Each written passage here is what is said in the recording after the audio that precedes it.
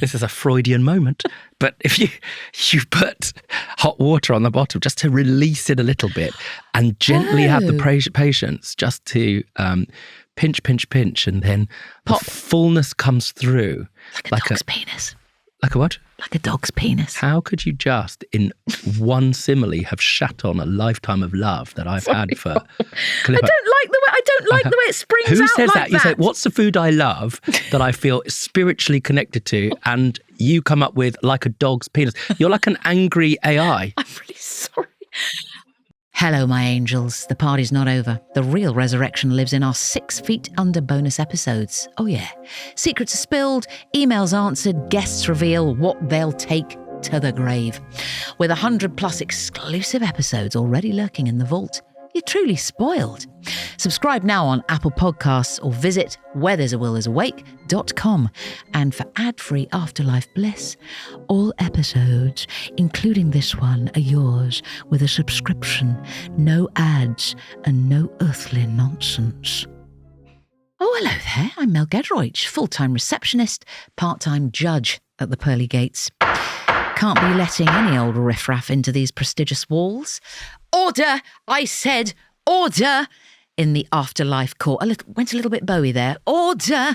Oh dear, I'm really enjoying this power almost too much. The defendant's here, fashionably late as always, and today we're untangling the mess they've left behind. Not that kind of mess, although delectation is common at time of death, and defecation as well. Anyways, welcome to...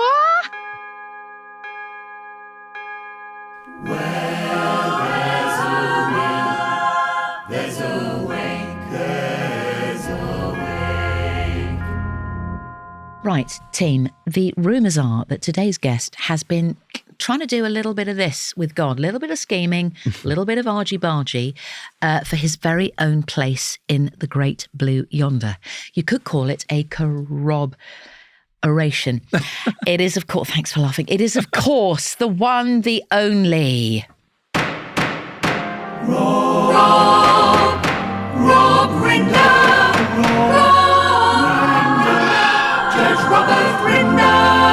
God, is that the voice that's going to come after the white light? Yeah. How heaven. Do you reckon, like, if you're really good, you get to choose who is actually in the choir? Oh, that would be good. That's so good. Who'd be in yours? I don't know, but Leonard Bernstein would be conducting. Wouldn't that be glorious? And, of course, Judy would be in there. What about Kate Bush? Well, I don't know. I mean, she's still with us. I mean, you know, I don't know. Let's not tempt fate. We do love her, but... Oh, they all got to be dead uns. We're in heaven. We're in heaven. Yeah, of course we are in heaven. No, of course what, they've got to be dead. What, you mean somebody's going to send an angel down to earth for a pre-record? Angel go, here, Kate, Rob's coming tomorrow. Do us a favour. Give us a little backing track. Rob, I know you've got something very exciting to be plugging, but before you plug, let these pluggers do their bloody plugging. Don't go anywhere. We'll be back after this short break. Rob, what do you want to plug? I'm co-hosting a show with Liz Hurley called The Inheritance. I know. Icon. And it's perfect for this because it's about a dead person. Anyway, she has left a lot of money in her will. I'm the executor on the estate for people to come and play for it. I love it. And it's who's the most valuable player as they complete the task. But at the end of it, who's going to become the prime beneficiary after they've completed these requests, the players. How many players are we talking? About 15. But at the end of the requests that they have to decide who the prime beneficiary is. And that person gets to keep all of the money. The other people that try to become prime beneficiary are frozen out. And the other jury members who decided on the person, they're sitting there as I take the person down, the prime beneficiary, to the strong room. And I say, if they've won £10,000, look, you've got 5,000, that's for yours to keep. Here's another 5,000. You can share it if you think it's fair. These people did help you get the money after all. Or you can keep it all yourself. And it's really fascinating as the money goes up to see what people do. It's I love that. Prisoner's dilemma. It's quite fascinating. When's it on, by the way? Coming soon? It's coming very soon. You know, I reckon by the time... this goes out? Yeah. Also, you and La Hurley, what a cracking combo. I mean, I have to tell you, talking of cracking combos, when I first met her, I mean, you know, I'm I mean, how would you describe it? I'm gayer than Eliza Minnelli compilation album, but I have to say, Would you? No, wouldn't. No, it would take a great deal of Sorry, all sorts of persuasions. That and I was so suspect crass of me. I'm it wasn't sorry. crass at all. It would just take. Crass. Well, crass is a perfectly reasonable question. I mean, but no, that's really, I suppose, how gay I am. I suppose it was more like 5 minutes in, 5 seconds in. She said, "Are you talking to my breasts?" And I said, "Yeah, I am." Yeah, and they were just there. Because you can't not look at them. It would be sort of arriving at the Sistine Chapel. Go, don't look up. She's got one of the poshest voices I've ever heard. I know, it's incredible. I mean, she's literally like that, isn't she? Yeah. She's so kind of like that. Yeah. Like real kind of unreconstructed 1990s Sloane. She's kind of the last honestly eccentric aristocrat. You really sort of don't find that around anymore. I do think her eccentricities are kind of real. And she was with her son, I have to say. She's always with her son. But he is... Is he a darling? Delightful. I sort of sat near them once at a lunch. I was a bit too scared to go. I really wanted to go up and say hello, but I thought, no, I'm not going to do that. So weird when you meet famous people. I know. What's your opening? Even though people are a bit kind because they think they've recognised you off the telly. Oh, God. So it's not like, I mean, like my first dates are normally, I feel, it's a bit like my first driving examiner, who 3 minutes in went peritonitis grey and turned to me and said, "Are you trying to kill us both?" I said, "Have I failed?" That's the look I normally get on a first date. But when you got to someone you're on telly, they're a bit, okay, well, I think I recognise they're a bit kind of... You must have had circumstances where you really want to go up to somebody and you'd be like, oh, should I? No, I didn't want to bother them. And they were having a lovely time, but they looked amazing. Beautiful. And they both had their hair done in the same way. It was just this incredible, God knows how they do it, but it was amazing. Now, Rob, I don't want to keep you in purgatory for too long. I like purgatories. It's nice. You've got a lovely throne. It's quite nice, this, isn't Quite it? camp. It is quite camp. It's also makes one sits in a very good, we should all be sitting like this all the time, which is good. It's quite comfortable sitting like this. Listen, before we pull out the old red carpet and open the gates and all that kind of stuff, I'd like you, if you wouldn't mind, to do a little pitch, just a quick pitch. Give me 3 reasons why you should be going through the pearly gates.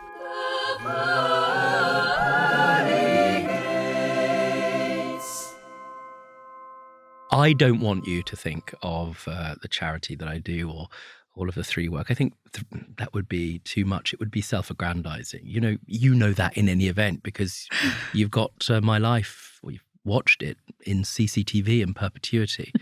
Neither do you. Well, I do. I want you to think about all of the young people who I've helped along. I think that would be crass for me to mention. So I think Rinder MBE, OBE, MBE. I mean, who knows? BE.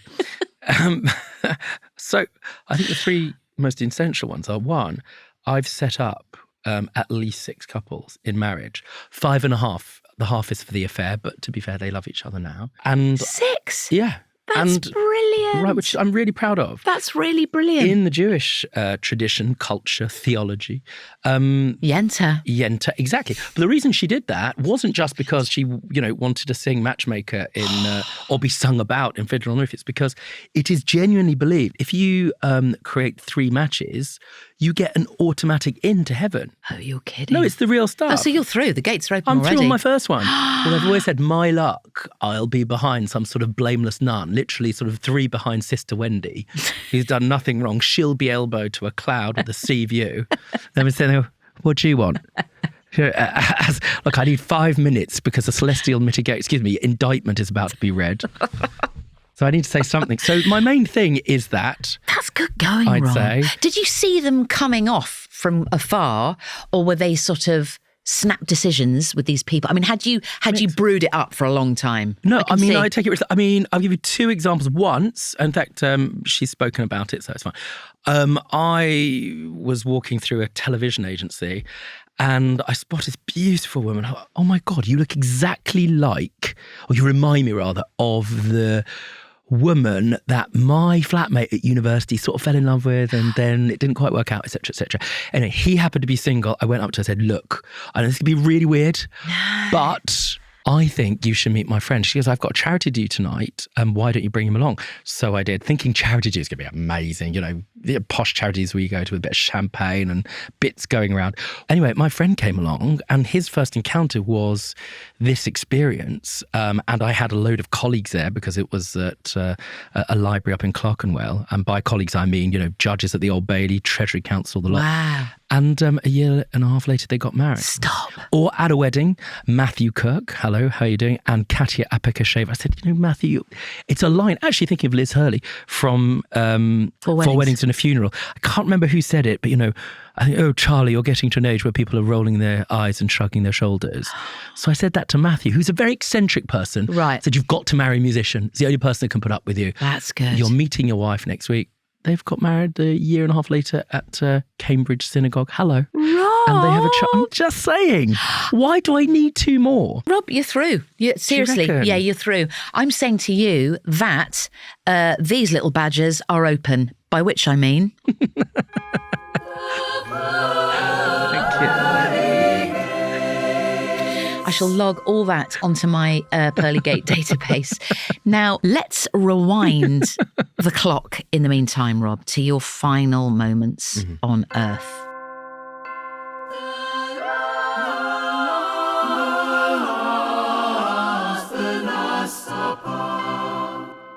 Right, I want you to drill into some severe detail, which I know you have in your quiver. Oh, yeah. What's it going to be? What's it going to be?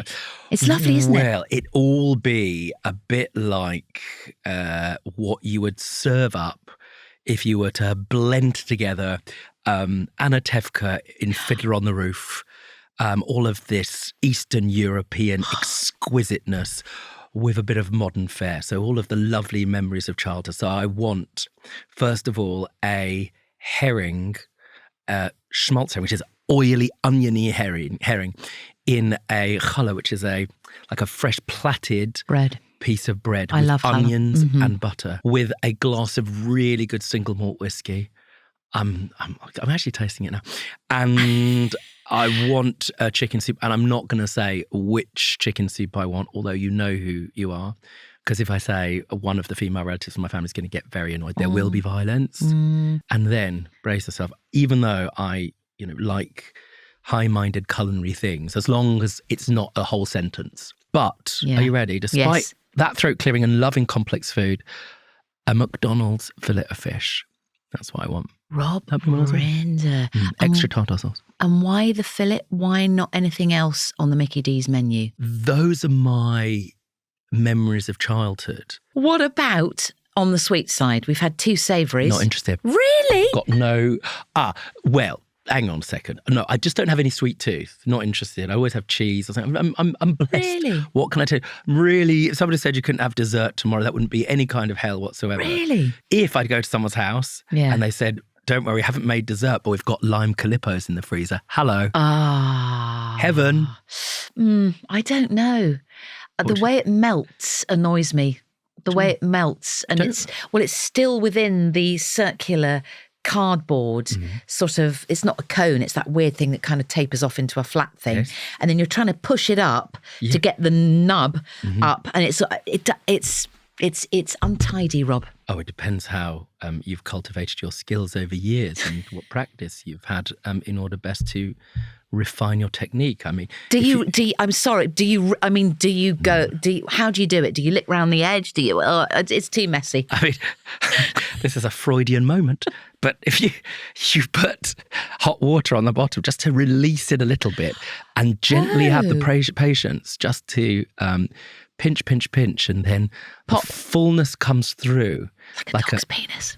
Like a what? Like a dog's penis. How could you just, in one simile, have shat on a lifetime of love that I've had for Calippos? I don't like the way it springs out. Who says like that? You say, what's the food I love that I feel spiritually connected to? And you come up with like a dog's penis. You're like an angry AI. I'm really sorry. Like that's what happens when AI gets to the point where it's conscious. It's got consciousness. It wants to upset people, and then you squeeze it. I'm still going to carry on. I'm just saying, and there's technique in it. It's heaven. That is my only dessert that I'm into. I'm going to say one word to you, Rob. Go on. Twister. So, Rob, we've discussed the food. I'd like to hear, please, about the left. Oh, I don't know. I went out quickly. What can I say? I want to like that. That's the clear thing. yeah. I don't linger. So I thought, well, wonder whether I should think of something slightly more pizzazz-like.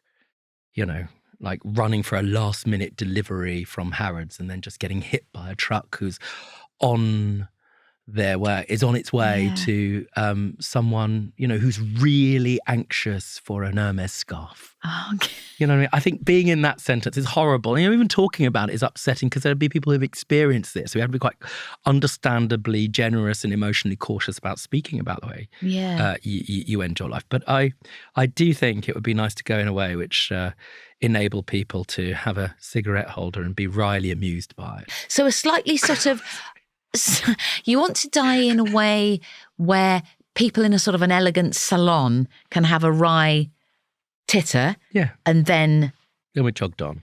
And then, okay, good. Yeah. Who's going to replace you, Rob, when you're gone? Don't be ridiculous. What a perfectly absurd question. Rob, I think if any of us are replaceable, then we haven't done anything of value on our shared earth.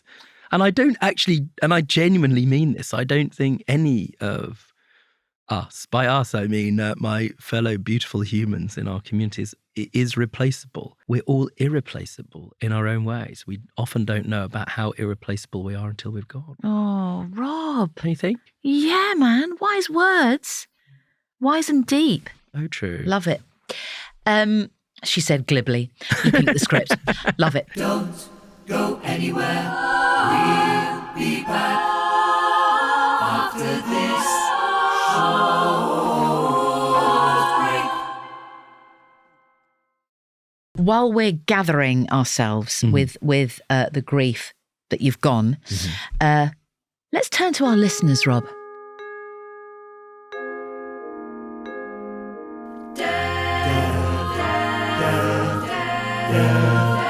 Death notices.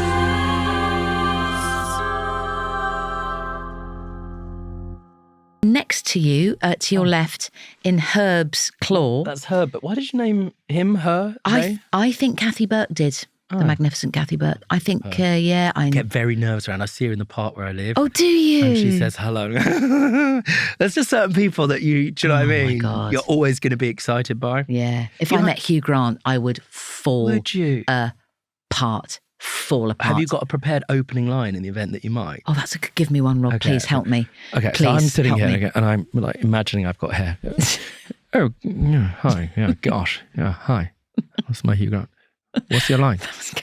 What's that? Oh, I don't know, Rob. This is the problem. It's got to be pithy. It's got to be funny, a bit naughty, fruity, devastating. I know. But Have a mull. Give it to me at the end of the show. It won't go well. No. So my friends have banned me from meeting certain people because they know it's going to be excruciating. I saw Harry Styles in my gym. I've written about this. And first of all, he was running next to me, and I thought, that's a bit weird. Why is this sort of unhoused girl next to me on the treadmill? I mean, he looked like he was wearing ropey kit.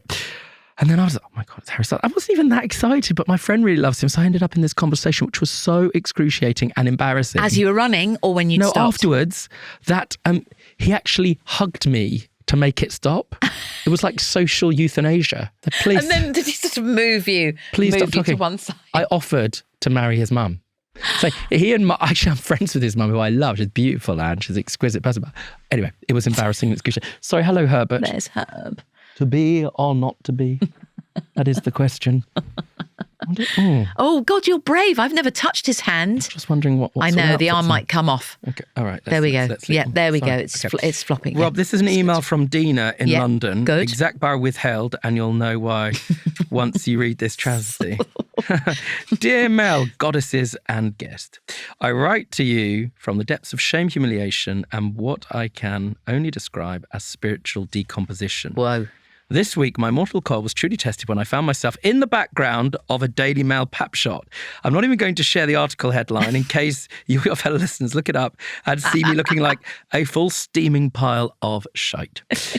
I'm in the back of the photo holding a half-eaten Greggs sausage roll, vegan ironically, with what can only be described as post-binge, pre-shower energy. There were crumbs all down my hoodie, my dry shampoo had clocked out, and clumped up for reasons known only to the gods. My fly was down. Oh my God. I didn't ask for fame. I didn't ask for this in life. I just wanted a snack and a quiet cry in Soho Square. Anyway, I'd like this moment immortalised on your sacred podcast, preferably read in hushed tones. She could have put out that stage direction She should have put that up front. Dina, I'm sorry. Okay. But he can do it now. He'll do it now. I'd like this moment immortalised on your sacred podcast, preferably read in hushed tones, like a tragic Victorian obituary. Oh, that's a good voice, Rob. Thank you. Did you ever use that in court? Not really. I sound a bit like Brian Sewell, the late Brian Sewell. No, he was more like this, wasn't he? No, that's Sewell. Kenneth Williams. Yeah. Sewell was a bit Williams, wasn't he? Oh, with love, Dina. P.S. If I had to take something to grave with me, it would be my right to approve all images of myself before they go to press. That's a great email. Yeah, I think that's reasonable. Have you ever been papped looking like, I quote, a full steaming pile of shite? I mean, all the time. I don't look at pictures of myself. You're a BAFTA winner now, Rob. Oh, hello. Does that mean that the pappage goes up? No, because... Has it changed your life? No, not in any meaningful way whatsoever. But when I'm with Ryland, he's so beautiful and, pictures of him sell, so they make loads of money. Mine are not as valuable. So oftentimes you sort of feel the pats go, oh yeah, and I say, just get out the way. It's like, they don't want me. Listeners, I should widen this out and say, no, it's good. If you want to get your mail read out by an exquisite guest, such as our amazing Rob Rinder here, all you have to do is email me at mel@deathpodcast.co.uk on ye olde computer. We do go through all your letters. I think a kids programme used to say that, didn't it? Vision On. We do go through all your pictures. It's an old reference. Don't worry about it. I'm so glad you said that. I thought you were going to say Jim or Fix it. I was like, go through all your letters. Sorry. I wrote to that programme twice. Anyway, Did I'm sure you did as well. It doesn't matter. But do make sure you subscribe. Why don't you, on Apple Podcasts, or head to where there's a will, there's a wake.com for all the details. Thank you so much, dear Deathling listeners. Right, Rinder, you've kicked the can. What's happening at The funeral. Right, the funeral. Who's there? What's going on? What's happening? How's everyone feeling? What's the decor? Give me the deets. Well, I have to qualify this because obviously I'm Jewish, so it will be it will happen according to Jewish law. It's very quick. There's 5 minutes, a lot of wailing, and then there's 7 days. Everyone brings food, and there is a structure to the whole thing, which means that people know what to say and where to stand, and the family are consequently held in that period, which if people experience grief is a very useful thing. Yeah, man. It's a very useful thing to have a script. So we wouldn't be doing the funeral. This is going to be a memorial. Nice. Right. Okay, so at my memorial, I have thought about this. Oh, I've written about it. Oh, have you? Yeah. Have you, Rob? Yeah. I want my closest friends, my girlfriends, I must emphasise. So when I was 40, I took my girlfriends on a wonderful trip. Their husbands were banned, as were their gorgeous, but nevertheless not welcome children. And we just had the most sublime time. And they all have a Vivienne Westwood Britannia dress in a slightly unforgiving... my goodness. Cut. Well, it's both an Couture. unforgiving cut, but also it's an unforgiving material. Well, I know it's not about them. It's not some sort of body tyranny, but I know they would always want to feel at their very best. So it's there in their wardrobe as a constant reminder for if something goes wrong, you need to be ready. So you've provided this for them? Oh, yeah. A number of them have got funeral dresses already. Have they? Yeah, you know who you are. Yeah, absolutely. So I want those women to be in the inner core. And my other girlfriends, who I love very much, and I want them to be a little bit annoyed and there to be a bit of drama happening about the ones who got the dress and ones who didn't. Who's in Team B? Hello. It's that awful thing, Exactly. isn't it? I'm in Team B. I only got invited for the snacks and not the full bells and whistles. Not the church service or the dinner, just the disco. Yeah. Rob! So I want that little bit, that sort of subcurrent of drama. I think that would be How many in the important. Westwoods? How many are we talking? I mean, vast. I mean, stopping 20? of traffic. Well, in the Westwoods. No. I mean, these are, a solid few. Your inner core. Yeah. Yeah. God, they're going to be looking so good.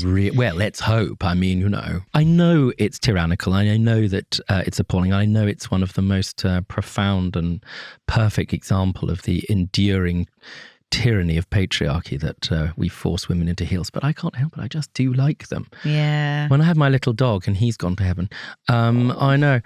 It was so extraordinary. I didn't even want a dog, but within a week, he'd sort of become a little version of me. He'd only eat out of porcelain. And when my girlfriends used to come round to the house, if they're in flat shoes, he'd just run away from them and sit and sulk. That actually happened. Terrible.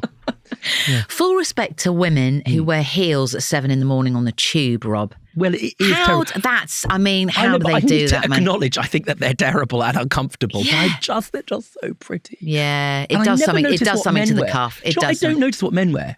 I don't guess Really? I mean, from time to time, you'll see a lovely Frenchman in Italian gear and you go, oh, doesn't he look nice? But most of the time, it's just blob. It's quite boring. Yeah. It is a bit Whereas boring. I love it all. Yeah. And so I want that. Everyone dressed fabulously. Are they noticing. Are they wailing? Are they giving you the full? That's inevitable, but they'll have to sit quietly during the third movement of Mahler because, it'd be rude and I'll be furious if anybody interrupts as Orion Orchestra play that. Conducted by? Do we know? Well, I mean, Maybe. in an ideal world, it'd be Yannick Netzet-Segan, who's the conductor of the Met, but I suspect he'll be busy. So, Pallbearers? well, no, because the coffin will have already gone. So I'd want speeches and sort of musical interludes, performances and that sort of thing. They'd all be classical. Okay. Yeah. Speeches, interesting. So you do want somebody Difficult. to say a few words. Yeah, whoever I deem to be the most capable of unfettered, unmitigated honesty. Okay. Yeah, so I suspect, there'll be a variety of people, many of whom would just be too sad to speak, I would have thought. But I think I'd choose my friend Sarah, who is northern and from Stoke and has never knowingly ever gilded any lily without the lily deserving to be gilded. Like that. If Sarah's not available, Rob, there may be She'll somebody. be available. Why is she not available? If I'll she come back and haunt the bitch. if for some reason she isn't available, Yeah. there may be somebody else who wants to say a few words. Let's take a listen. Rob, what could I say about my Rob? Well, he's a wonderful man. Is that right? Was, should I say. We had many a trip together where we laughed, we drank, we sang, we danced. And I love him dearly, and he's going to be really, really missed. However, he had a good innings, because how I didn't put a pillow over his face whilst we've been away, I'll never know. So in fact, the fact that he's now gone, it saves me a job. Forever in our hearts. Always my judge. God bless. Oh. God, that was good. Yeah. Okay, we might have Ross. Sorry, Rylan. Yeah. He'd be there. He'd be dead upset because there'd be no more series. What can I tell you? Unless he did a spin-off on his own. Oh my God. Rob. It'd just be and Rylan. Yes. That's really... Don't go anywhere. We'll be back after this short break. We've laid you to rest, Rob. Mm-hmm. Do you want to be? Buried or cremated. Oh, that's a dead easy one. See what I did there? It's buried. Although some Jewish traditions Interesting. allow cremation, Yeah. mine doesn't. And so I think it's 6 feet under for me. What's going to be on the gravestone, Rob? Or is it going to be a plaque? Or is it going to be something else? It's always a stone, and we actually have a ceremony which happens a you year talked after about the you stone die. setting. Yeah, Yeah. so my grandma's, it's called a stone setting, was only last Sunday. And you have to fight because they have to be within kind of Jewish tradition, and there are parameters of what you're allowed. But my family somehow, usually because of my very persuasive aunt managed to get, she did it her way.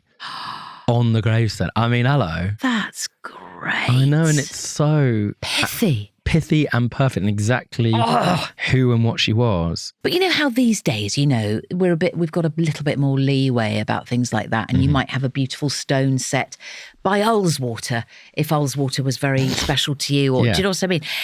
Are you going to go graveyard? I think I'd want one at the school that I loathe the most, just because it would be such delicious irony. Yeah, I like that. Yeah. Just ram it home. Exactly. And a full statue and an oil painting. I mean, Natch, that goes without saying. Have you been painted in oil? Yeah. Have you? Yeah. 'Cause Have I you? did. Yeah. I Oh, Yeah. Of course. Sky Arts? Sky Arts portrait artist. But I also did it in lockdown, and it was a time when all the winners were sort of painting you online, and they were people from around the world were sort of tuning in and painting you and stuff. It was really cool. And I got to keep it.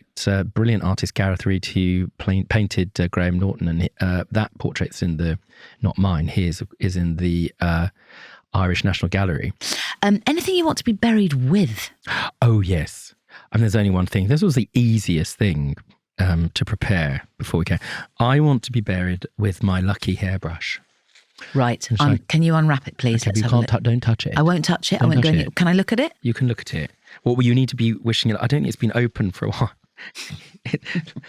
I mean, you know, people have eccentricities and weirdnesses, but I think this is pretty much the cherry on the weird cake of all cakes. It's in a sort of, is it in a freezer bag? Rob, you're not even going to unwrap it. That's it. What more do you need to see? It's a hairbrush that no longer has bristles. Okay. And I found it on the floor of a helicopter.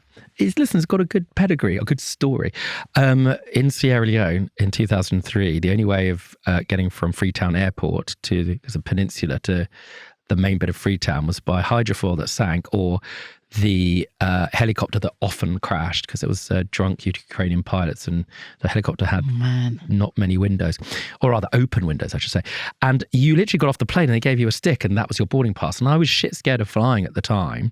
So I got my little wooden boarding pass and I found this hairbrush on the floor and I picked it up and we lived. And since then, that has been my lucky hairbrush. And every broadcast I've ever done, every outside broadcast, wherever I've been in challenging parts of the world, I always have that. You've always got it on you? Yeah. So it's going with me. That's extraordinary. Thank you. Oh, I'm always going to think of that now when I watch you on the screen. I'm not sure that's a good thing. No, I like it. Where's Rob the lucky with hairbrush? his weird, creepy hairbrush? Now, Rob, we've almost come to the end. Mm-hmm. We'll get back to the matter of what is happening to your soul for all eternity, although I think we did slightly say that you were going straight through the pearly gates, so I think your soul's going to be okay. But just because we've got it and we've spent money on it, we will use this, which is this rather expensive wheel that we fashioned. So we do know where know where you're going to end up. Before you spin, Rob, could I just ask you one more thing?